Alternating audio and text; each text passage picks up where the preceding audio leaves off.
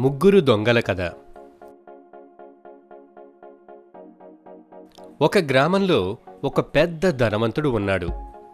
ఆ ధనవంతుడికి ఒక పెద్ద ఇల్లు, ఇంకా బోలెడు డబ్బు ఉన్నాయి. ఒకరోజు రాత్రి ముగ్గురు దొంగలు అతని ఇంట్లో దొంగతనానికి వచ్చారు.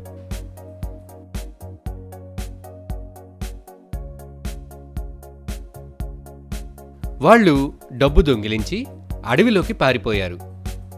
కొద్దిసేపటి తరువాత వాళ్లకు చాలా ఆకలి వేసింది.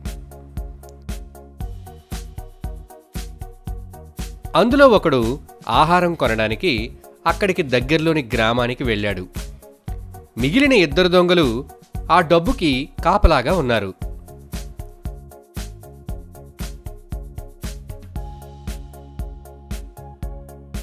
ఆహారం తినడానికి వెళ్లిన దొంగ బుర్రలో ఒక చెడ్డ ఆలోచన వచ్చింది.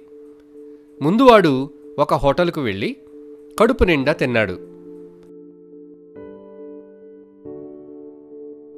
ఆ తరువాత మిగిలిన ఇద్దరి కోసం ఆహారం తీసుకుని అందులో విషం కలిపాడు. ఆ విషాహారం తిని తన స్నేహితులు చనిపోతే ఆ డబ్బంతా తన సొంతమే అవుతుందని అనుకున్నాడు.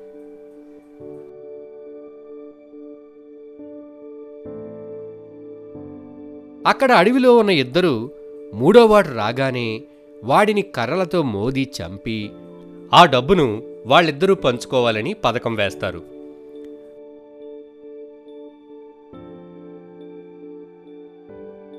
మూడోవాడు ఆహారంతో అడవిలోకి రాగానే మిగిలినిద్దరూ వాడి తలపై కొట్టి చంపేస్తారు. వాడు తెచ్చిన ఆహారం తిని అక్కడి నుండి వెళ్ళిపోదామనుకుని పొట్లాలు విప్పి ఆ విషాహారాన్ని గబగబా తినేస్తారు. వెంటనే నురుగలు కక్కుకొని చనిపోతారు.